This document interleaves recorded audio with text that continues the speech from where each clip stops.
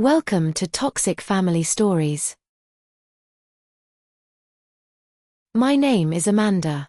At my daughter's 13th birthday party, my mother-in-law Eleanor stood in the center of our backyard, beneath strings of lights and tissue paper lanterns, and handed brand new iPhones to my husband's sister's twins. Then she turned to Zoe, my daughter, my heart, my child by choice and not blood, and said loud enough for every guest to hear, "You'll understand when you're older. Real family gets real gifts." Zoe's smile cracked in real time. 40 people fell dead silent. Someone's fork dropped on a paper plate. My throat burned. Zoe ran, barefoot, crying. Eleanor sipped her wine. But I didn't scream. I remembered. Have you ever been silenced in a room full of people who pretended not to hear? If you're listening to this, tell me where from. Drop it in the comments. I'll reply to every single one. Let me take you back. It started years before the party, but that night lit the match. The cake was still untouched. White frosting, teal flowers, Zoe's favorite. She had helped me bake it. We'd danced to old Taylor Swift in the kitchen 2 nights ago while the sponge cooled on the rack. I had braided her hair that morning and told her 13 would be magic. She believed me. I had wanted it to be magic. The party was perfect, up until that moment. Kids laughing near the bounce house. Plastic chairs dragging across the patio. Guests with cupcakes, fizzy drinks in hand. Zoe had been glowing, cheeks pink, eyes shy, but happy. You could see it in the way she stood slightly taller than usual, her knees not bent inward like they sometimes were when she felt small. Then Eleanor arrived with her signature tight smile and her oversized sunglasses, at 6 p.m., even though we'd told everyone to come by 4. She carried 3 identical gift bags. I should have known. I should have known from the way she handed the bags to the twins first, Rebecca's boys, Leo and Max, and waited. Waited for the sound of wrapping paper. Waited for the oohs and ahs. Waited until the crowd gathered. And then, like a hammer swung sideways, she turned to Zoe and gave her nothing but a look. That look. That calculating, dismissive scan of her body and soul. As if she were appraising something secondhand, something she didn't ask for. "She's not technically my granddaughter," Eleanor had said once in passing, years ago. Whispered it in the kitchen to a neighbor who dropped by. I told myself she hadn't meant it. But that night, she meant every word. The twins grinned, already taking selfies with their new phones. One of them shouted, "Thanks, Grandma." A girl from Zoe's class whispered to another, and the sound of laughter, sharp, quiet, poisonous, rose behind me like fog. Zoe's fingers curled into her party dress. She looked at me. Just for a second. My feet itched to move. To run to her. But my body locked. I didn't scream. I documented. As Zoe fled up the stairs, I watched Eleanor sip her Sauvignon Blanc with the same indifference she showed when Zoe once begged her to read a bedtime story. I remember how she used to skip pages and close the book early, then spend an hour watching the twins play some overpriced learning app, cooing about how bright they were. She never called Zoe bright. I took out my phone. Not to scroll. Not to call anyone. I opened the camera app. I began filming. A panoramic sweep of the guests, all avoiding each other's eyes. The silence stretched like plastic wrap, too thin to hold but impossible to break without noise. Eleanor looked directly into my lens and smiled. That was when I knew. The party died after that. Kids shuffled to their parents' cars early. Rebecca made a weak excuse and left without so much as a backward glance. James tried to follow Zoe upstairs, but she slammed her door. I could hear the click of her lock, then a muffled sob that stabbed me square in the ribs. He came back down, wide-eyed. What just happened? He had the gall to ask. I walked past him and began gathering plates. 1, 2, 3 at a time. I needed something to do with my hands. If I didn't move, I'd shatter. "She humiliated our daughter," I said, my voice flat as a table. "In front of everyone." "She didn't mean," James started, but even he couldn't finish it. His mouth hung open, and I watched the sentence die on his tongue like a bug under glass. I turned to him. "Did you know about the phones?" He blinked. "No. I swear." I kept moving. The rhythm of scraping icing into the trash gave me something to hold on to. I needed control. Just a sliver. Later that night, after Eleanor had gone to bed, in the guest room she'd occupied for over 2 years without ever once offering rent, I opened my laptop. I created a folder. Labeled it, Evidence. I uploaded the video from the party. I dug through the kitchen drawer and found receipts. One from a boutique phone store, dated last week, total $2,547.34. I photographed it. I opened Zoe's school file and scanned her last 3 report cards.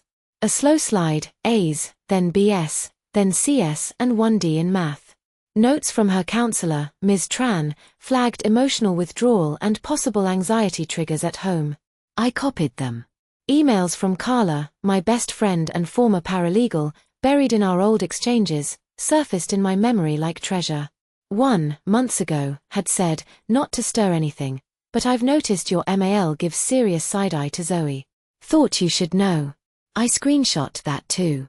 I didn't sleep. I documented. James lay beside me, quiet. Breathing like he was trying to disappear into the mattress. At 3:12 a.m., I stood outside Zoe's door. I didn't knock. I just stood. I could hear soft breaths, uneven. The kind that mean tears had only recently dried. I leaned my forehead against the door. I love you, I whispered. So much it hurts. Nothing came back. Just silence. But I didn't need an answer. The next morning, I found Eleanor in the kitchen, barefoot, humming while she opened a new bottle of organic juice, the kind she said she couldn't live without, the one I paid for. I watched her pour it slowly into a glass and asked, "Did you sleep well?" She glanced up. "Fine." Then she had the audacity to smirk. "Kids are sensitive these days. She'll get over it." I nodded once.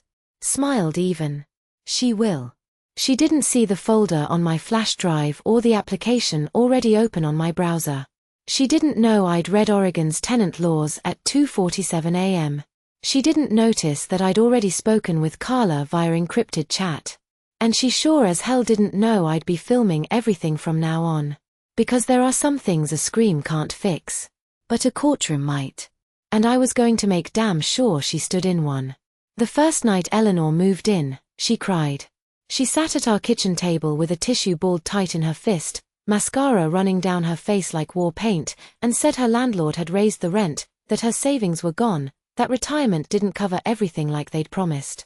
James didn't hesitate. He pulled out the guest room sheets that night and told her, "Stay as long as you need, Mom." She moved in the next day with 2 suitcases and a smug smile I didn't yet understand. I had bought her a bathrobe. I remember that. A soft blue one. Zoe helped me pick it out. That was 2 years ago. At first, she pretended to help. She offered to fold the laundry, but never mine. She'd cook dinner, but only when James was home. And only the dishes he liked. And when it came to Zoe, there was this ritual of neglect that played out so softly I almost missed it. The silence when Zoe entered the room.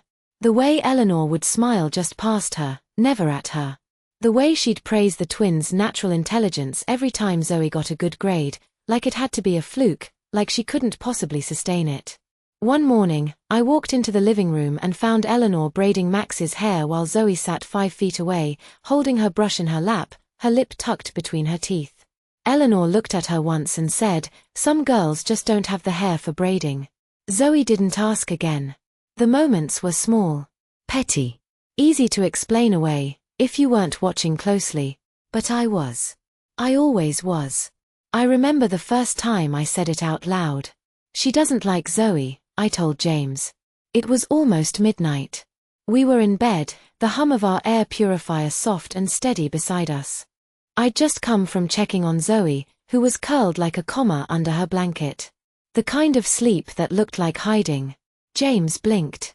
"What?" "That's not true. She avoids her. Ignores her. She treats her like a guest in her own house." He sighed, already annoyed. "She's adjusting, Amanda. It's a big change for her too." The word too stuck in my throat like a pit. "Zoe's a child," I said. "She doesn't get to be someone's adjustment. She's old, James said. Give her grace. I gave her grace for 732 days. I stopped giving it the day Zoe's school counselor called. It was late fall, one of those Portland days where the rain doesn't stop, not a storm, just an endless, miserable drizzle that soaked your sleeves and soul. I had just come back from Trader Joe's, arms full of wet paper bags, when I noticed the missed call from Zoe's school. I played the voicemail twice. This is Ms. Tran, Zoe's counselor. Nothing urgent, but I wanted to talk about some recent behavior shifts. She's been quieter than usual.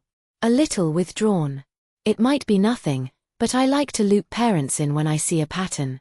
I sat on the kitchen floor next to the bag of potatoes and listened to the message again. My socks were wet. My chest buzzed like a live wire. Not urgent. Pattern. Withdrawn.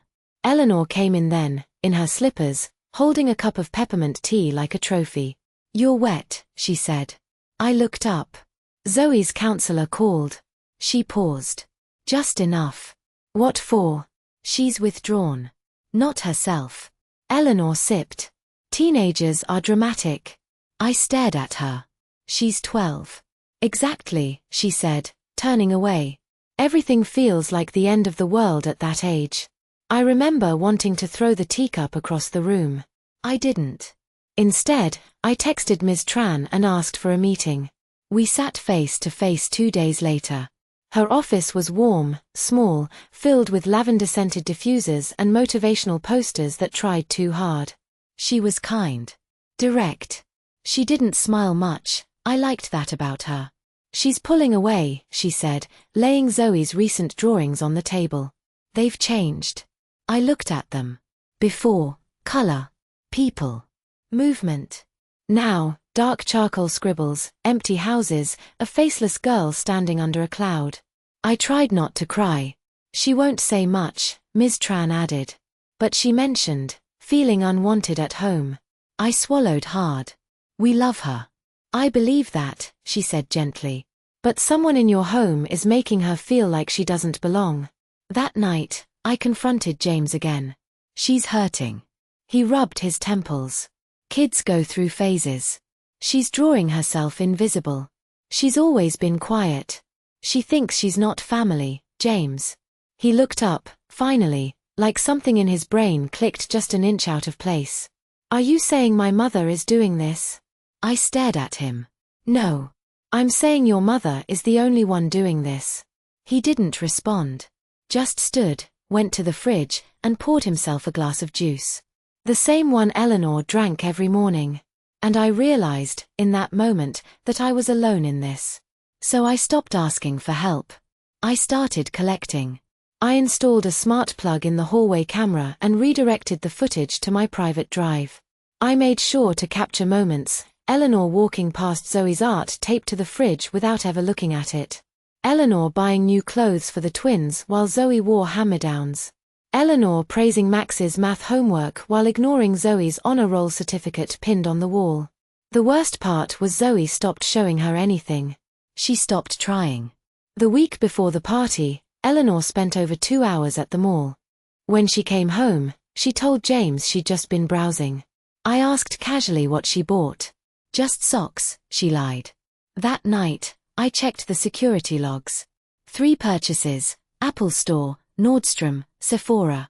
Over $2,500 in total. All on her card. I printed the receipts the next day. 2 nights later, I overheard her on the phone with Rebecca. I just don't have the heart to correct Amanda's parenting. But honestly, that girl will never be one of us. I recorded it. Played it back. Labeled it audio number 3. I never told Zoe. But I did notice she stopped wearing the necklace Eleanor gave her 2 Christmases ago. The silver one, with the tiny leaf charm. I found it in the bathroom drawer under the sink, tangled and forgotten. Like something discarded after it's been found to be fake. The same way Eleanor smiled, like something practiced, rehearsed, and hollow. The night before the birthday party, Zoe came into my room.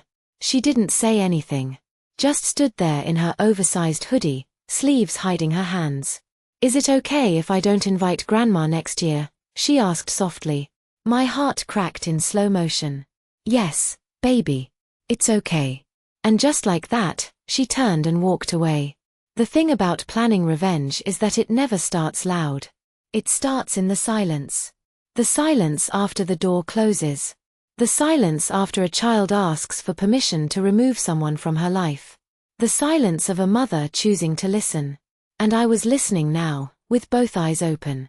The worst kind of betrayal is the kind you sleep beside. James brushed his teeth the morning after the party like nothing had changed. As if our daughter hadn't run upstairs sobbing into her birthday dress. As if the woman down the hall hadn't dropped a public grenade in our backyard while the cake still sat uncut. He looked at me through the mirror and said, "I think she's embarrassed." That's all. It was a lot of people. I didn't answer. I just watched the way he spit, rinsed, and then checked his hair like the world was still upright. And maybe for him, it was. Downstairs, Eleanor was already in the kitchen. Her mug sat exactly 1 inch from the edge of the counter like always. She hummed as she sliced into the leftover cake. The same cake Zoe hadn't touched. White crumbs fell onto the marble island, and she licked a dab of frosting from her thumb, as if sweetness wasn't a weapon she'd used the night before. She didn't even say thank you, she said to no one in particular. I stood in the doorway and stared at her back. You mean Zoe? She turned slowly. I mean all the kids. But yes, especially her. I smiled, but not the kind people feel safe under. What exactly did you think would happen? She set the knife down too hard. Excuse me? You brought $2,000 worth of phones for your biological grandchildren and told Zoe she wasn't real family. In front of her classmates. On her birthday. Eleanor didn't flinch. She just picked up her mug again. I told the truth. The urge to break the mug in her hand was sharp. Instead, I walked away. I didn't need a fight. I needed a strategy. I texted Carla from the laundry room while the dryer shook behind me. I'm ready. I want to move forward. She replied within minutes. Eviction? Yes. But I want it public. I added the next part after a beat. I want her to feel it. 3 dots appeared, then paused, then returned. Come to my office Tuesday. Bring everything. That weekend, James stayed in denial. He asked Eleanor if she needed anything from the store. He helped her reset her email password when she forgot it again. He joked that maybe they could take Zoe to the zoo next week, make things normal again. I watched him sit beside Eleanor on the couch, both of them talking about Zoe as if she were a community service project they'd failed to complete. Zoe never came downstairs. Not once. By Monday, I had scanned and sorted the full file. Video, audio, school records, financials, text messages. I added Eleanor's social media, photos posted only with the twins, captions like "Love my boys to the moon" or "Family is everything blue heart blue heart." Never once had she tagged or named Zoe. Never once had she called her granddaughter. I had the receipts now. Not just the literal ones, the kind that pile into truth until even silence screams. Tuesday morning, I sat in Carla's office across a wide oak desk. She looked older than when we used to work together, still sharp, still pulled together, but with more lines around the eyes, the kind that come from holding other people's secrets for a living. She tapped her nails against the folder and said, "This isn't just an eviction, Amanda. This is a case. I know. She'll fight you. I want her to." We filed for eviction under Oregon's termination of tenancy by owner clause. The reason? Financial independence of the tenant. Carla attached Eleanor's Apple Store receipt and her purchase history, which we'd traced back through shared Amazon orders, gifts for the boys, designer bags, vitamins that cost more than Zoe's shoes. A woman claiming to be destitute but who had never once offered a cent of rent. But that wasn't the part that satisfied me. The part that made my pulse throb in my neck was checking the box for a public hearing. It was my right. Oregon's Open Courts initiative allowed eviction proceedings to be public if requested. Most people didn't know that. I did. Now. Carla looked at me hard. You're sure? I want her name read out loud. I want the video played. I want the world to see who she really is. She nodded once. Then added something to the motion, a formal request to enter supporting evidence regarding emotional abuse toward a minor, relevant to the tenancy breakdown. The hearing date came back 2 weeks later. I told no one but Carla. Not even James. Not yet. Because I knew, if I told him before the hearing, he'd try to stop it. He'd beg, plead, rationalize. He still believed Eleanor was just blunt. That her intentions had been misunderstood.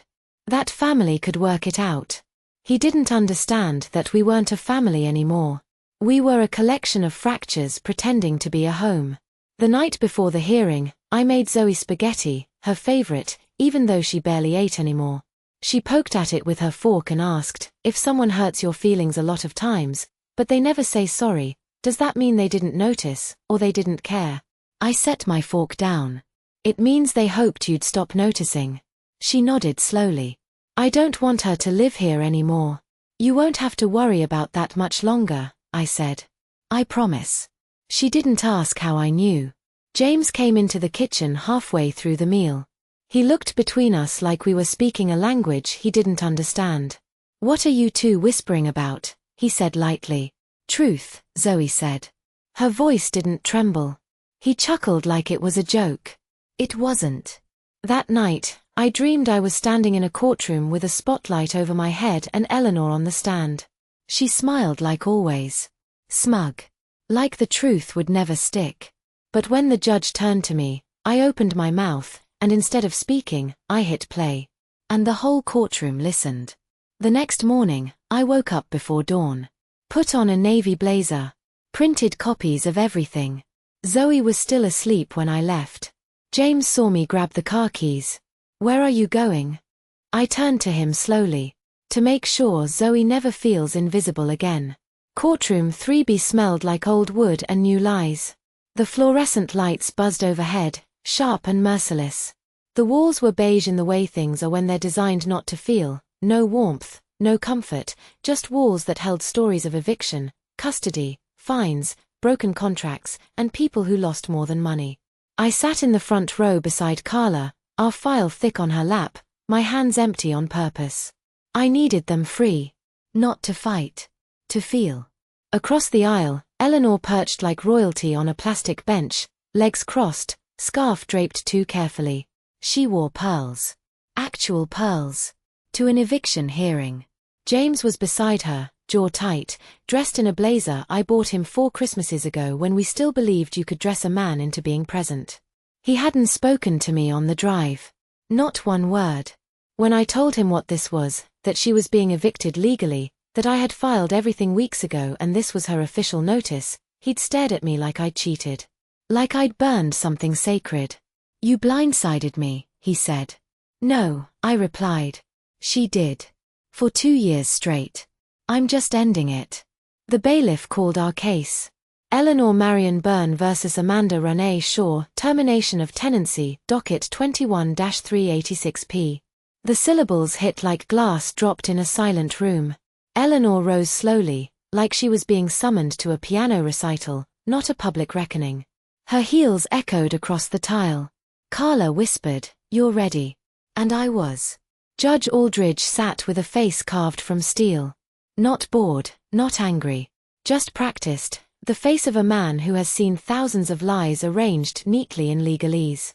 He reviewed the file without flinching. "I see we have a request for public evidence admission," he said, glancing at Carla. She stood. "Yes, Your Honor. My client is the legal property owner and primary resident of the address in question. The tenant has claimed financial hardship as justification for extended residency. We submit documentation disproving this, along with evidence of emotional abuse toward a minor who resides at the property." Eleanor shifted. James leaned in, whispered something to her. Aldridge tapped his pen twice. "Proceed." Carla inserted the USB. The first slide appeared, a video still of Eleanor handing the twins their phones. Both boys lit up with joy, Zoe just behind them, looking straight into the lens. Her mouth half open. Her arms at her sides. The hurt hadn't reached her eyes yet, but it was coming. Carla clicked play. 40 seconds. That's all it was. 40 seconds of a grandmother orchestrating humiliation. The courtroom went silent. Someone in the back let out a low gasp when Eleanor said the words, "Real family gets real gifts." The judge didn't react. But he didn't stop the video, either. When it ended, he looked directly at Eleanor. "Do you dispute the footage?" Her mouth twitched. "It's been taken out of context. I was trying to make a point about savings." "They're older, they need phones, they already had phones," Carla interrupted. "This was an upgrade. You spent over $2,500 at Apple, while claiming to be financially incapable of contributing to rent. We have the receipts." Slide 2, the itemized bill. MacBook-sized font, highlighted line, iPhone 14 Pro Max, quantity, 2. Slide 3, the notarized rent waiver James signed 2 years ago. Carla read the date aloud. January 12, 2023. My client waived rent under the assumption that the tenant was financially unable to contribute. Which was true at the time, Eleanor snapped. Carla smiled. And yet, you had the means to fund electronics, designer goods, and gift cards to other family members. Slide 4, an Amazon order, Lego sets and Bluetooth speakers for Leo and Maximum. Slide 5, screenshots from Eleanor's social media, post after post with the twins. None with Zoe.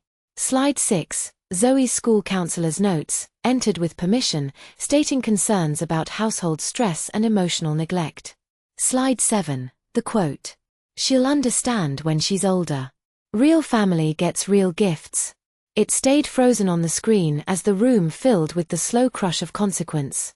You could feel it, like pressure from the ocean, the moment right before someone runs out of air. James had stopped breathing. I watched his hand slide away from Eleanor's on the table. She turned to him, sharp and quiet. "You're really going to sit there and let them twist everything?" He didn't answer. And that silence, was the first honest thing he'd given me in months. Judge Aldridge cleared his throat. "I see no ambiguity here. The tenant is not contributing rent. Financial hardship cannot be proven. And we have corroborated reports of emotional abuse against a minor under the same roof. The court rules in favor of the landlord." Eleanor jolted upright. "You can't just throw me out."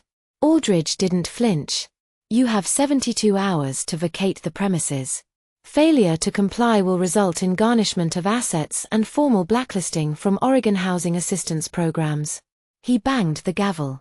Once. Then again. Then silence. It was over. But only legally. Because emotionally, the fallout had just begun. As we left the courtroom, Eleanor tried to grab my arm. I stepped back. "You think you've won," she hissed. "You think you're so clever. But you've just made this family unfixable." "No," I said. "You did that 2 years ago. I just stopped pretending it didn't hurt." She opened her mouth to respond, but James spoke first. His voice was rough. "Don't." She turned, stunned. "What?" "Don't," he said again. And walked away. I didn't follow him.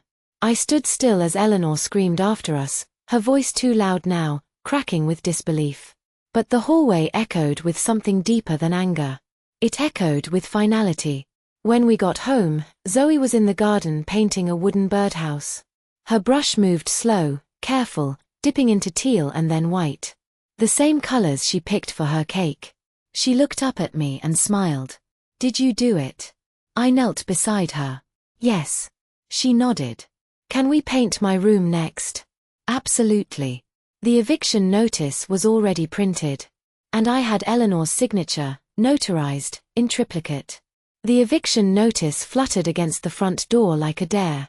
Posted at 10:42 a.m., laminated, official, sealed with the blue stamp that turned Eleanor's fiction into public fact. Amanda Shaw vs. Eleanor Byrne, termination of tenancy, approved. Mandatory vacate, 72 hours. Beneath it, the words non-negotiable printed in bold. Eleanor didn't come out of her room until noon. The house was quiet by then, Zoe at school, James at work, me in the kitchen, pulling sheets from the cabinet for donation. I didn't look up when I heard her bare feet on the stairs. I waited for the voice. "You didn't have to humiliate me." There it was. Flat, cool, weaponized. I kept folding. "You humiliated yourself." She stepped into the kitchen, one hand on the island, the other clenching her scarf like it might buy her more time. Do you think this makes you righteous? You've destroyed this family. You poisoned James against me. I finally looked at her. James saw what you did. I just made sure he couldn't look away anymore. She took a step closer. I gave up everything to help this family. You gave up Elise. Not your hatred. I set the last towel on the counter. And not once, did you try to hide it from Zoe. Her face twitched, just enough to reveal the rot behind the pearl earrings. She's not, she started, but I raised my hand. Finish that sentence and I swear you won't have 72 hours. You'll have police escorting you out tonight. She didn't. Cowards know when to shut up. That afternoon, I pulled out Zoe's old paint swatches from the garage. She had chosen teal over lilac after we found a picture of a jellyfish online and decided the glow looked magical. We laid them out on her bedroom floor like puzzle pieces, the kind with no corners and all feeling. Zoe ran her fingers along the labels. Do we have to ask her? No. We don't ask people who hurt us for permission to feel safe. She nodded. Can we get rid of the pink curtains too? Absolutely. We spent the next 2 hours removing everything that carried Eleanor's shadow. The knit throw she'd gifted 3 Christmases ago, with the tag still on. The unicorn pillow Zoe never used. The books Eleanor had bought and never read to her, all about manners and proper girls. Every page now felt like a condescension wrapped in ribbon. I stuffed them into a garbage bag while Zoe watched. You know what I hate most, she said, her voice tiny. She always called me sweetheart in front of people. But when we were alone, she never said my name. I sat beside her on the carpet. She didn't deserve to say it. Zoe looked down at her hands. I used to think maybe if I was better, she'd love me like the boys. The words came out like she'd rehearsed them. Like they'd been sitting in her chest for a year, pressing into her lungs every time she tried to take a full breath. She doesn't know how to love, I said. But that's not your burden. Zoe nodded, but her mouth pressed into a hard line. Can we paint today? We did. By dusk, the first wall was done, teal and smooth and glowing like ocean glass. We opened the windows to let the smell out, and Zoe sat on the floor in old jeans, wiping paint off her elbow with a rag too white to survive the night. James came home as we were finishing the second wall. He stopped in the doorway, his tie loosened, his eyes flicking from the paint to the drop cloths to Zoe's hands. You're redecorating, he asked. Zoe said nothing. I turned. We're cleansing. He didn't smile. Just nodded, slowly, and then walked down the hall toward the guest room. I waited. 10 seconds. 15. Then, Mom. Zoe's voice was soft. What's going to happen if she doesn't leave? She will. But if she doesn't? I looked at her and said what no one had said to me as a girl. Then I'll make sure she regrets staying. Eleanor didn't eat dinner that night. She locked herself in the room. She knew. Even people like her, who lie so easily they forget the taste of truth, know when a storm is real. The next morning, I found her standing on the porch, arms crossed, staring at the notice. The way she squinted at it made it seem like she thought she could will it away. But it was still there. Legal. Binding. Witnessed by the entire neighborhood. The mailman paused as he passed. Eleanor hissed, "Do you enjoy this?" I tilted my head. "You mean justice?" "Yes." She stalked back inside. I didn't follow. Instead, I pulled out my phone and typed out a message to Carla, "Notice is up." She's rattled. TikTok. Carla responded with a single emoji. Hourglass with flowing sand that afternoon, a box appeared by the front door. Eleanor's perfume bottles, neatly wrapped in hand towels. I didn't touch them. They stayed there all evening, a silent admission of defeat wrapped in lavender. Zoe walked past them and said, "She's packing." I looked at the bags. She's posturing. But she's scared, right? I glanced down at her. Scared people hide. Guilty people pack. She's both. That night, Eleanor slammed 3 drawers closed in the guest room loud enough to shake the hallway. She didn't say goodnight. She didn't even glance at Zoe when we passed her in the corridor. Zoe didn't care. She slipped her headphones on and opened her sketchbook, flipping past empty pages until she found one she liked. She began to draw. When I peeked, I saw it, a birdhouse, surrounded by flowers, a jellyfish floating above it like a guardian. "What's the jellyfish for?" I asked. She shrugged. "It doesn't forget. And it stings back." I kissed the top of her head. "Good." The next morning, I woke to find 3 more boxes by the door. And on top of them, Eleanor's signature handbag, the one she once told me she'd never leave the house without. She had placed it facing outward.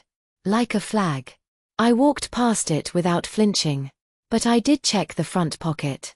And what I found made my heart stop for half a second. Inside, folded between a compact and an old checkbook, was a plane ticket. Dated for that night. Departure, Portland. Destination, Tucson. Eleanor was fleeing. And she was leaving something behind. She left the plane ticket like a breadcrumb. She wanted me to find it. That's how people like Eleanor work. Every act is theater, every gesture a scene, every injury a performance. The handbag wasn't forgetfulness, it was a setup. A silent monologue delivered through expensive leather and calculated exits. She wanted me to believe she was leaving with dignity. But I didn't believe in her dignity anymore. I believed in evidence. By the time I slipped the ticket back where I found it, I'd already sent a photo to Carla. She replied within 30 seconds. "Good. Paper trail. You'll want proof she left voluntarily. And then, one more thing. Check the closets. Some of them don't go quietly." I checked. Drawers emptied. Bathroom shelves bare except for a single toothbrush and a pair of old slippers tucked under the sink. But it wasn't the missing things that struck me. It was what she left. On the dresser, propped up like a final sermon, was a framed photo of James as a baby, alone. No mother. No sister. No family. Just him, swaddled in blue, surrounded by empty space. That was Eleanor's gospel. Blood without bonds. Proximity without love. She'd come into our home and tried to rewrite Zoe's place in it. Tried to curate a version of family where my daughter was always other, always guest, always secondary. And when I rejected the script, she packed her pearls and exited stage right, as if the scene had ended on her terms. Only, I wasn't done. I had one more thing to give her. It was Zoe's idea. That night, while we rearranged her books onto white floating shelves we'd just mounted on the teal wall, she said, "Can we put something in her bag?" I turned. "Like what?" "Not bad. Just, something I want her to see." The way she said it. Not with vengeance. Not with venom. But with intention. She went to her desk and tore a small square of pink stationery from a pad shaped like a star. She wrote something. Didn't show me. Folded it twice. Slid it into an envelope. "Here," she said. "She'll know it's from me." I took it without reading. Some things belong to daughters. Some messages aren't for mothers to carry. The next morning, the final day of her court-ordered stay, the house was colder than usual. Not in temperature, in presence. Eleanor wasn't in the kitchen. Her bedroom door hung slightly open. Her bed was made with tight corners, a final act of control. The boxes by the front door were gone. James stood in the driveway, one hand on the back of his neck, watching a lift pull away. "She's gone," he said. "Did you say goodbye?" He shook his head slowly. "No." I said nothing. She looked at me like she was waiting for something, but I didn't give it to her. I nodded. "Did you?" he asked. I met his eyes. I gave her exactly what she earned. He didn't ask what that meant. Instead, he looked up at the windows. "Zoe okay?" "She's better." He hesitated. "Do you want me to stay at a hotel for a while?" The question was heavy. Honest. The first one he'd asked without defensiveness in months. "No," I said. "But I want you to listen." He did. For the next hour, we sat on the porch while I told him the things he'd ignored. How his silence became a siding with her. How his passivity echoed louder than her words. How Zoe stopped trying because no one showed her that trying mattered. He didn't argue. He didn't defend. He cried. Just once. Quietly. Like a man realizing he'd been asleep during the fire and now stood in the ashes of what he claimed to love. Later, Zoe came downstairs in a sweatshirt 3 sizes too big, paint still crusted under one fingernail, and handed me the envelope. "Can you put it in her stuff now?" I nodded. The bag was still sitting by the entry table. One final piece Eleanor hadn't taken, maybe by accident, maybe on purpose. I opened the side zipper and tucked the envelope inside. It wasn't until I zipped it closed that I noticed something I hadn't before, a necklace. Zoe's necklace. The one Eleanor gave her years ago, silver chain, leaf charm, delicate and cold. It was jammed into the smallest pocket, tangled and bent, like it had been stuffed in last minute. She hadn't forgotten it. She'd taken it from Zoe's drawer the night before and hidden it. One final message. Zoe wasn't worth returning it to. I wanted to burn it. Instead, I buried it in the trash under coffee grounds and eggshells, where it belonged. By noon, I'd replaced the doorknob on the guest room, changed the Wi-Fi password, removed Eleanor's contact from our emergency forms. One by one, I peeled her fingers off our lives. Zoe and I painted the last corner of her room just before sunset. She added stars, little white dots flicked from an old toothbrush, each one a tiny universe on the teal sky. I let her press her handprint above her headboard. James stood in the doorway, not asking to join. Just watching. "You made it safe," he said. I didn't respond. I wasn't ready to forgive him. But I didn't need to punish him either. Watching was enough. That night, I poured a glass of wine, turned off my phone, and sat in Zoe's doorway while she slept. It was the first time in months her breathing was even. Then, at 10:13 p.m., a notification lit up on my laptop from the Oregon Housing Registry. The tenant file for Eleanor Byrne had been updated. Blacklisted. High risk due to legal eviction ruling, history of tenant deception, and emotional misconduct against a minor. The red flag beside her name wasn't just a mark. It was a warning. A barrier. A record. And it was public. But the story wasn't over. Because the next morning, I found Rebecca on my doorstep. And she wasn't alone. Rebecca had her mother's walk, all heel, no humility. She didn't knock. She rang the doorbell 3 times, fast, like I owed her urgency. Behind her stood Max and Leo, holding smoothies and wearing matching hoodies like this was just another Saturday. Her face twisted into a tight, practiced smile the moment I opened the door. "Wow," she said, stepping forward. "You're actually answering now?" I didn't move. "You're not invited in." She scoffed. "Is this about Mom? Because if so, you should know she's staying with me now. Temporarily." "She's evicted," I said, cutting her off. "Legally. Publicly." She narrowed her eyes. "You humiliated her, Amanda." "No," I said, cool and steady. "She did that to herself. I just made sure it counted." The twins shifted behind her, suddenly unsure. Leo looked down at his shoes. Max took a slow sip from his straw. They weren't cruel. They were trained. Conditioned by privilege and praise.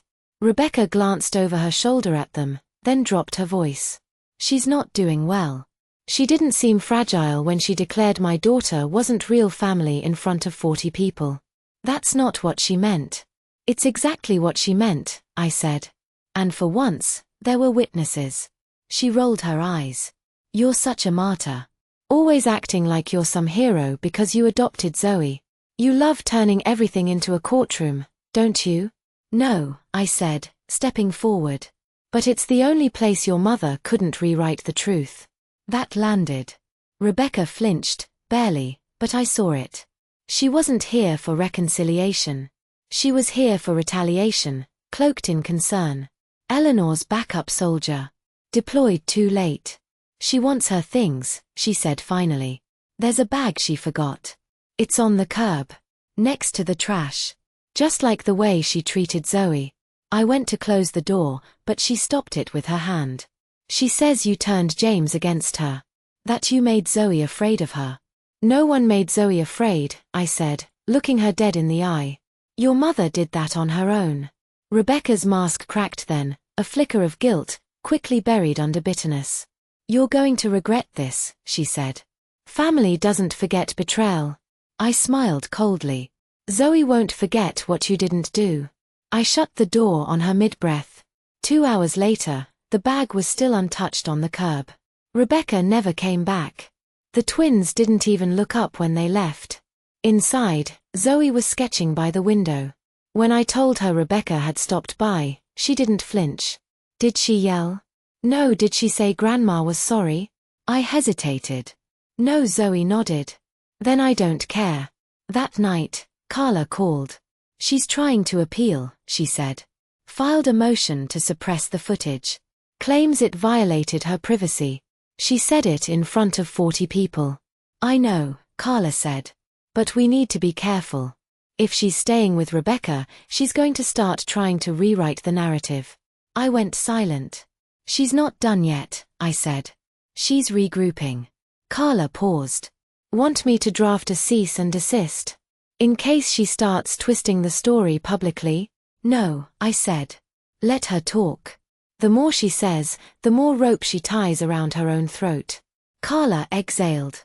"That's cold." "No," I said. "That's mothering."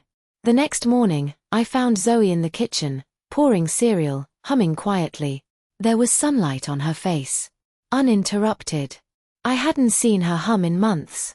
She handed me a folded paper towel. "Can we put this in the mailbox?" It was a drawing, Eleanor, standing under a storm cloud, with the words, "You can't make a flower grow by yelling at it." I kissed the top of her head. She'll never get it. But that doesn't make it untrue. Later that day, James came home early. He had a paper in his hand, folded twice. "What's that?" I asked, drying dishes. "She left something. At Rebecca's. Told her to give it to me." I held out my hand. He gave it to me. It was a letter. Not handwritten. Typed. Of course. Eleanor's voice needed to feel official, even on its way out. Her tone, clinical. Controlled. She accused me of manipulating perception. Said I had weaponized motherhood. She blamed hormones, feminine hysteria, even childhood trauma I'd never shared with her. She said I'd projected abandonment issues onto a woman trying to offer structure. And then the final line, "In time, James will come home to his real family." I folded it in half. Then in half again. I dropped it in the trash without a word. James didn't defend her. He just said, "I don't think I knew who she was." "No," I said. "But Zoe always did. That's why it hurt so much." That night, I sat in Zoe's room while she slept, and pulled the note she had written from my pocket. I hadn't read it before. She told me not to. But now I needed to see what a child says to the person who tried to erase her. The handwriting was tiny, careful. "Families aren't made by blood, but by love. You'll never understand that." I pressed the note to my chest. And then I heard it, a knock at the back door. Not the front. Back doors are for secrets. No one who knocks at the back door after 10 p.m. means peace. I didn't turn on the porch light. I just stood there in the shadows, watching the silhouette behind the frosted glass, thin, still, deliberate. The kind of stillness that comes from people who believe their presence alone is enough to open doors. I cracked it 2 inches. It was Eleanor. No pearls now. No scarf. Just a faded cardigan and eyes darker than I'd ever seen them. "I didn't want Zoe to hear," she said. "You lost the right to care about what she hears." She didn't flinch. "You think this is over?" I didn't answer. She stepped back, just enough for the moonlight to catch her face. There was no pretense now. No courtroom polish. No victim's mask. "You think you've written the last word," she said. "I don't need the last word," I said. "I have the last legal one." "You're small," she hissed. "So small. Petty. Vindictive. You never knew how to keep a family together. You just made everyone afraid to pull it apart." I opened the door wider, not to welcome her, but to let the cold air between us. "You think I'm afraid?" I said. "You think fear is what made me document everything, build a case, file it publicly? No. That wasn't fear. That was the slow, precise work of someone you underestimated for too long." She exhaled, like I had insulted her intellect. You'll see, she said. James will see too. This won't end well for you. Then why are you here? I asked. You're not holding anything. You're not yelling. You're not even filming me. You came here to say something, but what you really did was show up because you know it's over. You know the image you built doesn't hold anymore. She blinked, too slowly. And then she reached into her pocket. My chest tightened, but I didn't move. She pulled out the envelope. The one Zoe had slipped into her bag. I read it, she said, her voice suddenly thinner. I shouldn't have, but I did. Silence. She said I'll never understand love, she added. She's right, I said. Eleanor's jaw tensed. I could have loved her. But you didn't. She made it hard. She was a child. Eleanor looked at the ground. Just for a second. Then up again, her eyes sharper. I want my name off the registry, she said. You'll do that for me. I laughed. I'll file a defamation claim if I have to. Try it, I said. The ruling is public record. Your own words are on tape. You think the truth is slander? That's not how it works. Her lip curled. You think you're untouchable now? No, I said. I think I'm unafraid. She stared at me for a long time. Thanks for listening this far. Stay with me, there's more. Like, share, and subscribe, it helps us keep making these stories for you. And in the comments, what do you think about my journey so far? What would you have done differently? Let's continue. Then she said something I didn't expect. He cried, you know. James. When I left. Said he was sorry. Said he didn't want it like this. I didn't blink. He's not done with me, she added. I smiled then. Slowly. Maybe not. But he's done with the version of you he used to defend. I started to close the door. She leaned in. You think she'll stay loyal to you? Children grow up. They learn to blame their mothers. Even the good ones. Especially the good ones. I'm not raising her to be loyal, I said. I'm raising her to be free. And then I shut the door in her face.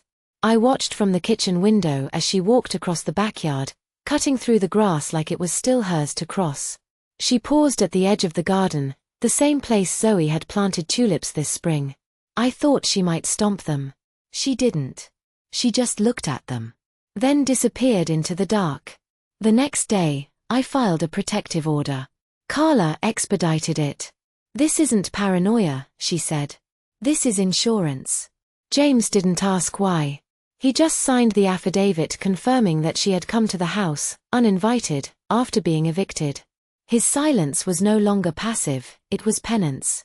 That night, Zoe hung fairy lights in her room. The teal walls glowed under the string of soft gold bulbs, and she tucked a Polaroid of her jellyfish sketch into the corner of the mirror. She didn't ask about Eleanor anymore. She didn't need to. But I did notice she kept the pink envelope, the one Eleanor had opened and returned, tucked into the back of her art book. Not torn. Not discarded. Proof that she still believed in trying, even when the other person didn't deserve it.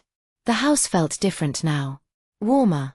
Every corner no longer carried the scent of permission unearned. The hallway didn't echo with silence, it rang with movement, color, music. But on the third day after the backdoor visit, a letter arrived. Not from Eleanor. From the Department of Human Services. They had received the report. The school counselor's notes. The footage. The ruling.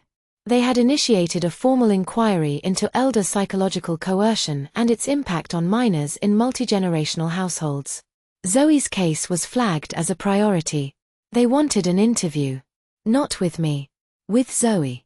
It was her turn to speak. When I told Zoe that the state wanted to speak with her, she didn't look scared. She looked ready. We sat on the couch together, her feet tucked under my leg, the scent of the citrus candle I'd lit filling the quiet between us. Outside, a light drizzle tapped against the windows. Zoe stared at her sketchbook but didn't draw. Do I have to go alone? She asked. No, I said. I'll be in the room. But you'll do the talking. They want to hear your voice. She looked up at me, her eyes steadier than I expected. Good. She hadn't spoken about Eleanor since the night I shut that door in her face. Not directly. But I'd seen the shift. Her laughter wasn't clipped anymore, her shoulders sat higher, her drawings had sunlight in them again. Still, I wondered how many parts of her had been packed away quietly, waiting for someone to ask the right questions. The interview was scheduled for a Tuesday at 9 a.m., held at a DHS office in Beaverton. Not a courtroom. Not a schoolroom. Just a neutral space with 2 bright lights and 2 cold chairs. But Zoe didn't shrink. She wore her jellyfish shirt. The one she'd drawn on herself with fabric markers. A bright, floating blue creature with a glowing body and long stingers across her stomach. A silent symbol, I sting now. The caseworker's name was Talia. She was young, early 30s maybe, with soft curls and firm eyes. No clipboard. No lab coat energy. Just a small notepad and the kind of voice you lean into without realizing it. "Hi Zoe," she said, sitting across from her like they were equals. "You're the expert here today." Zoe blinked. "I am." Talia smiled. "Yep. I've heard what the adults say. Now I want to know what you saw, what you felt." Zoe paused. Then nodded once. It started with small things. She described how Eleanor used to rearrange the fridge so that her favorite snacks ended up in the trash by accident. How she rolled her eyes when Zoe got A's in school and called them easy grades. How Eleanor always said the twins were brilliant, even when they were mean. "Did she ever say anything that made you feel unsafe?" Talia asked. Zoe looked at her. "She made me feel like I didn't belong. Like if I wasn't perfect, I wasn't real. I felt my nails dig into my thigh." I didn't interrupt. Zoe's voice didn't waver. "She told me once that if Mom and Dad had waited longer, they might have gotten a baby that looked more like them." Talia's pen moved. "Did you tell your parents?" "I told Mom," she said. "She believed me right away. But Dad said maybe Grandma didn't mean it." Talia looked at me then. Not judgment, just inventory. Zoe went on. "I stopped telling him things after that. I thought, maybe it didn't count if he didn't notice." My throat burned. But I stayed silent. Because this wasn't my voice anymore. "I think she liked that I disappeared a little," Zoe said. "She smiled more when I was quiet." Talia nodded slowly. "And now?" Zoe leaned forward. "Now I talk louder." It wasn't a long interview. Maybe 35 minutes total. But it rewrote something fundamental. When we got home, Zoe didn't go to her room. She went to the kitchen. Poured herself a glass of water. Sat at the table like a woman who had closed a case. James came home late that evening. He looked worn. He tried not to show it. "She did the interview," I said. He set his bag down. "How'd she do?" "She told the truth," I said. "All of it." He exhaled. I should have protected her sooner. I didn't offer him comfort. I just said, "She knows now." He nodded. "Can I talk to her?" Zoe was in her room, brushing teal paint flakes from her windowsill. When he knocked, she opened the door. "I just want to say I'm sorry," James said. "For not hearing you." She looked at him. "You heard me. You just didn't believe me." He froze. And she closed the door, not in anger, but in conclusion. After she fell asleep, I sat outside her room again, my ritual now, and opened my laptop. There was an email from DHS. They had officially flagged the report as substantiated. The combination of counselor notes, party footage, and Zoe's direct testimony met the threshold. Eleanor's name was now part of the formal Child Welfare Emotional Neglect Index. It wouldn't follow her like a conviction, but it would shadow her applications.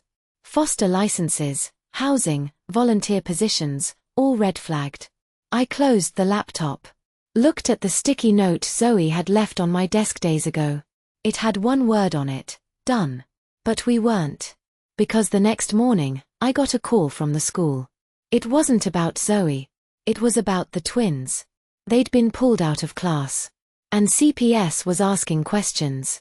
The woman on the phone from Zoe's school didn't sound confused. She sounded nervous. We just wanted to inform you, Ms. Shaw, that 2 other students, Max and Leo Byrne, were removed from class this morning by representatives from Child Protective Services.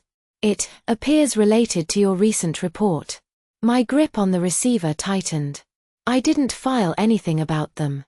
No, of course. But Eleanor Byrne is listed as an emergency guardian for both children on the school system. And her name triggered a secondary review. I sat down, hard. The floor felt too high, like I might tip backward into something bottomless. Is there anything else I should know? I asked. There was a pause on the other end. Only that one of the boys mentioned something about Grandma's house being mean. That's not a formal statement. But they seemed relieved to leave. I thanked her. Hung up. Then stared at the wall across the kitchen, where Zoe's jellyfish drawing had been pinned. Its tendrils curled like cursive against the glass.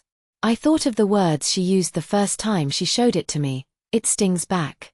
I didn't want revenge to land on children. I hadn't planned for it to ripple out like this. I only wanted Zoe safe. Heard. Whole. But the truth doesn't keep clean lines.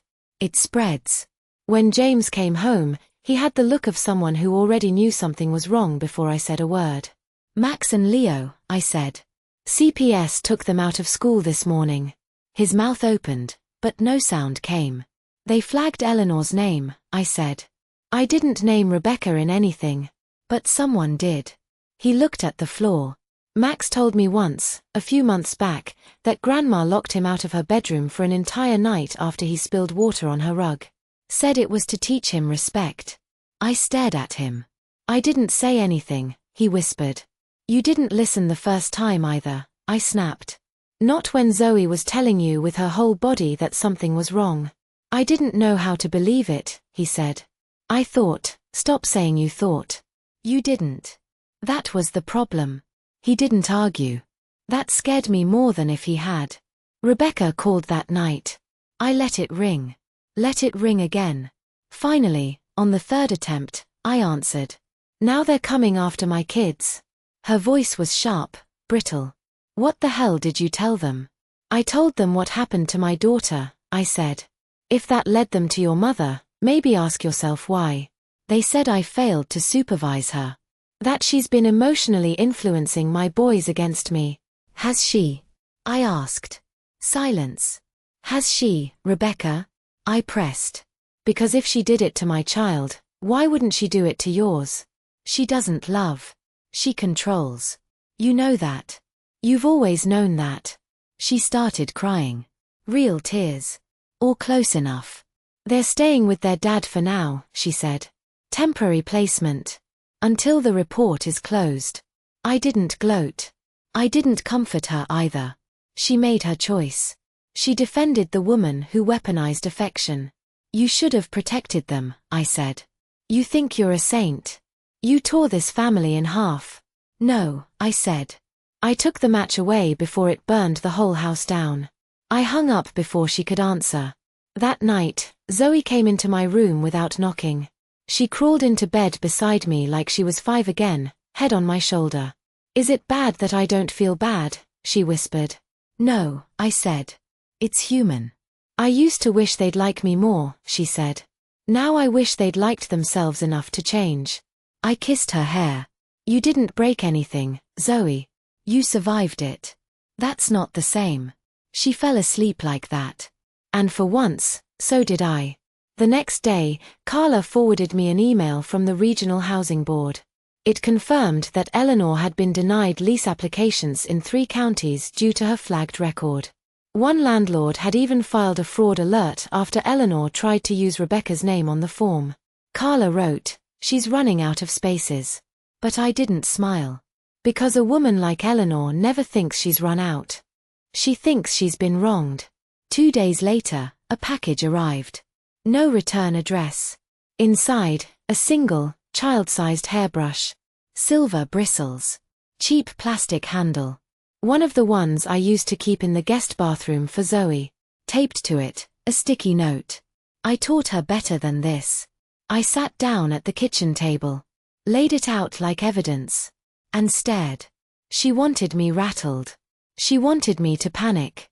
to fear she still had access to our lives. But what she didn't know was that I'd already installed cameras outside. Doorbell, backyard, even the alley by the garage. I checked the footage. No one. Just the delivery truck. Still, it was too close. Too intimate. Too pointed. I reported it. Filed it with the ongoing DHS report, attached it to the protective order. That night, I replaced the locks again. Zoe didn't ask why.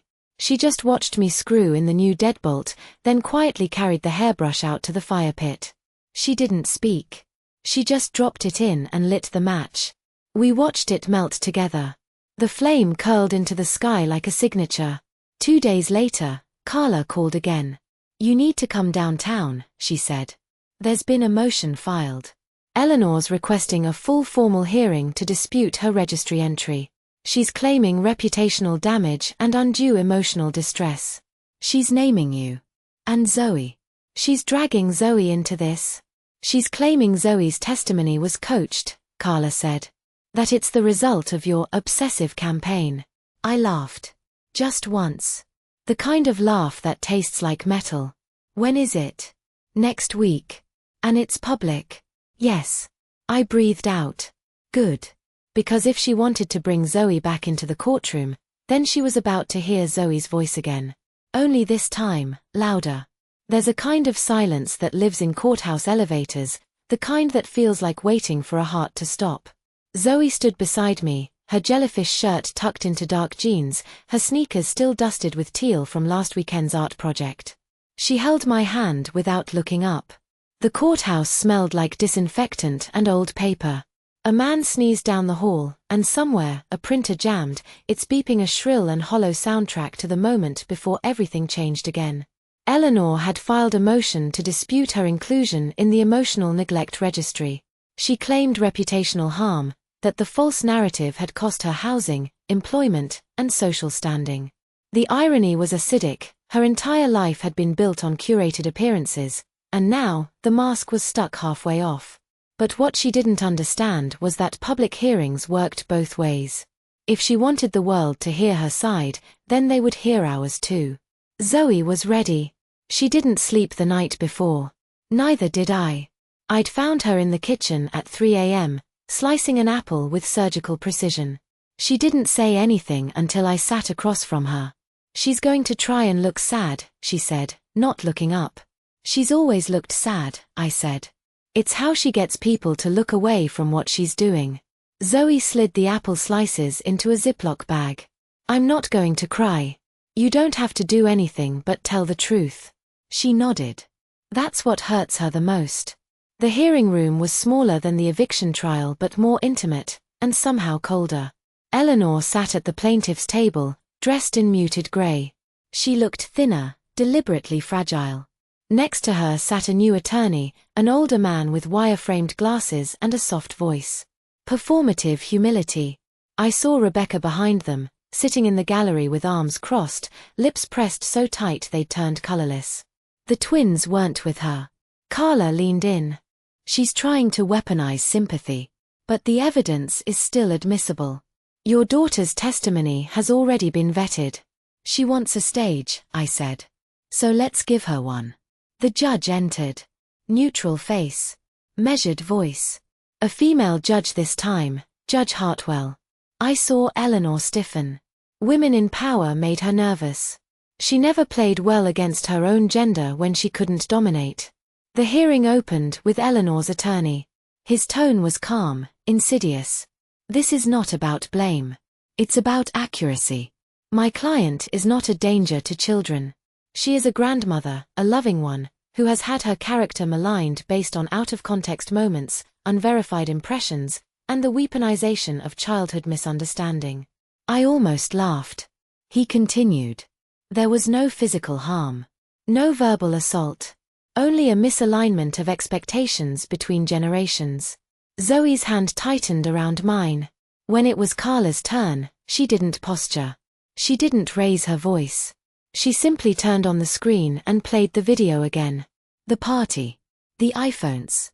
The words. "Real family gets real gifts." Then, without asking, Carla pressed play on audio number 3, the recording from the hallway where Eleanor said Zoe wasn't technically her granddaughter and would have made things easier if James and I had waited for a child that looked more like us. The room went still. The judge stared ahead. Then came the photos, the social media posts with only Leo and Max, the birthday captions without Zoe, the receipts showing lavish gifts for the boys and dollar store items for her. And finally, the school counselor's note. One sentence in particular: Zoe is beginning to believe she is only worthy of attention when she is silent. Then it was Zoe's turn. They brought her to the witness table. I wasn't allowed to sit beside her, only behind her. She didn't look back. She adjusted the mic herself. Judge Hartwell asked her name. Zoe Shaw, she said. Zoe. And why are you here today, Zoe? Because my grandmother doesn't think she did anything wrong. She wants people to feel sorry for her. But she never felt sorry for me. Silence. What did she do that made you feel that way? Zoe didn't blink. She made me invisible. But not in front of people, just when it was safe for her. When no one was looking, she'd ignore me. If I got a good grade, she'd say it wasn't as good as the boys. If I drew something, she said it looked messy. She told me once that I didn't count the same because I wasn't from their blood. Eleanor shifted, eyes wide now. Her lawyer touched her arm, whispered something, but she pulled away like a child being scolded. Did she ever hit you, Zoe? Judge Hartwell asked. No. But that doesn't mean she didn't hurt me. Zoe's voice didn't tremble. I started pretending to be tired all the time so she wouldn't talk to me. I stopped drawing. I used to try to make her like me. But it didn't matter what I did. She only wanted the parts of me that didn't make her feel uncomfortable. Did you ever feel unsafe? Zoe nodded. Not like she'd hurt me, but like I didn't belong anywhere. Like if something bad happened, she'd pretend not to see it. What do you want to happen now? Zoe inhaled. Then, I want her name to stay where it is. I want people to know what emotional abuse looks like when no one's yelling. And I want her to know she didn't get away with it. The silence after that was not respectful. It was shell-shocked. Judge Hartwell gave no expression. She simply said, "Thank you, Zoe. You may step down." Zoe stood. Walked back to me. Saturday. And whispered, "I didn't cry." No, I whispered back. "You lit the room on fire." 30 minutes later, the ruling came down. Motion denied. Registry status upheld. Public record maintained. Sanctions filed against Eleanor for filing in bad faith, an uncommon outcome. But deserved. Eleanor didn't cry. She stared straight ahead like she was no longer in the room. Rebecca touched her shoulder. Eleanor shrugged her off. Zoe watched them go. "I used to want her to love me," she said. "Now I just want her to leave me alone." We walked out of the courtroom, sunlight waiting for us like it had somewhere better to be.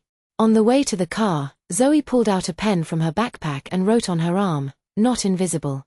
She smiled at me. And then, as we drove home, a voicemail appeared on my phone. Blocked number. Transcription cut off halfway. But the first words came through. It was Eleanor. And she was not done. The voicemail began with breathing. Not deep or frantic. Controlled. Staged, even.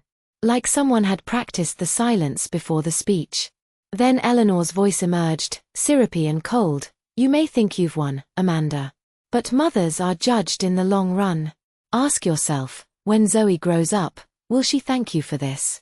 Or will she wonder what it cost her to be your revenge?" I stopped the recording. The phone sat on the console between me and Zoe. She didn't ask what it said. Maybe she could hear it in the change in my breathing, or the way my hand went flat against the wheel. Or maybe she didn't care. She was tracing letters on her thigh again, invisible ones, a habit she hadn't dropped, even now. She looked up, met my eyes in the mirror. "Is she still trying?" "Yes," I said. "But it doesn't matter. Can I say something?" "Always." "I hope she stays angry," Zoe said. "I hope she stays exactly the way she is. Because now everyone sees her." There was no triumph in her voice. Just calm. A quiet knowing. It sounded like justice settling in. That night, We painted the last corner of the guest room. Not teal, this was Zoe's idea. Coral. Soft, warm, like skin flushed after truth. The room was empty now, furniture gone, Eleanor's scent long purged. The only sound was the occasional clink of brushes in water and the soft roll of a drop cloth under our knees. James entered halfway through. He didn't ask to join.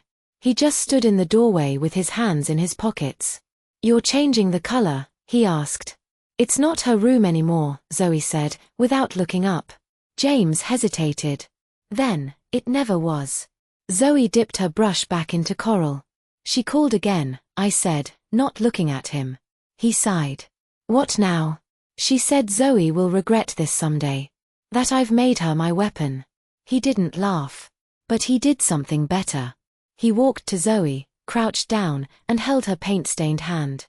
"I'm sorry I didn't see her before you did," he said. "I'm sorry I waited until she hurt you to believe it was real." Zoe didn't speak. She didn't need to. James turned to me. "Do I get to help fix it? Or do I just stay out of the way?" "You start by painting," I said.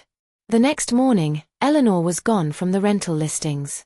Carla sent me the update. She's applied under a new name. Middle name first.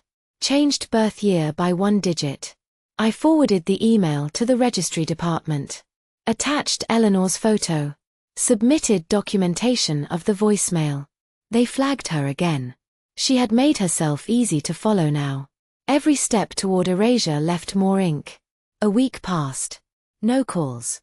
No packages. No more sidewalk drops or shadowy knocks at the back door. Rebecca went silent. The twins returned to school, quieter, less sharp. Max stopped looking at Zoe in the hallway. Leo handed her a pencil in math class. Small truce gestures. She didn't return them, but she didn't break them either. The counselor, Ms. Tran, called to check in. "She's writing again," I said. "Poetry?" "Letters," I said. "To herself. Everyone begins with Dear Future Me." The counselor paused. "That's healing. That's autonomy. She still flinches when someone says family gathering. She may always flinch," she said gently. "But flinching isn't the same as being broken." On the second Saturday after the hearing, we had visitors. Not Eleanor. Not Rebecca. The mailman. But not just any mailman, ours, the same man who'd walked up our street for 6 years and never said more than "Hey there." This time, he had something in his hand, and his expression was different. Curious. Concerned. "You're Amanda Shaw?" he asked. "Yes." This came with no return. No postage. Just showed up in the overnight box. He handed me a letter. Plain white. My name written in blue ink. Slanted. Clean. Zoe stood beside me, barefoot in the doorway. The moment the mailman left, she spoke. "She's not done, is she?" I didn't answer. I opened the envelope. Inside was a single sheet of paper. Not typed. Handwritten. 1 sentence. "You taught her to win. But I taught her how to feel loss." I folded the paper in half. Then in half again. Then I tore it. Zoe picked up the pieces without being asked. She didn't speak. She simply dropped them into the trash and pressed the lid closed.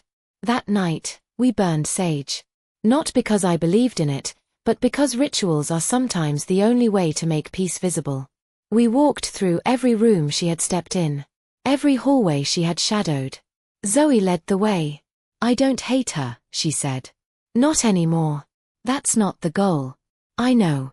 But I thought it would feel better." "It won't," I said. "Not until you stop carrying her." She paused in the middle of the stairs. "Do you think she'll try again?" "Yes. But she can't get to me anymore, right?" "No," I said. "She'll keep trying to haunt us. But ghosts only live where people stay silent." Zoe smiled. "Then she'll be homeless forever." The next day, we put up a new frame in her room. It was the only thing that remained from the day of the eviction. A sticky note, preserved behind glass. "Families aren't made by blood, but by love. You'll never understand that." Below it, Zoe wrote her own final line. "That's okay. You don't have to." We repainted the door one last time. Coral on the inside. Teal on the outside. A warning and a welcome. The front of the house now wore an eviction notice no longer taped to the door, but built into the wood, the walls, the shape of the home itself. Not just a house Eleanor couldn't return to. A family she couldn't undo. The next time the phone rang, it wasn't about Eleanor. It was about someone else. A friend of Carla's. Another mother. Different story. But the same kind of silence. And she wanted to talk. The end. If this story made you feel something, if it echoed somewhere you didn't expect, click next. You need to hear Tanya's story. She didn't raise her voice either. She raised hell. Click the next episode. You won't regret it. Thank you for staying with me until the end. That tells me something already lives inside you, something unspoken, something real. Maybe it's pain.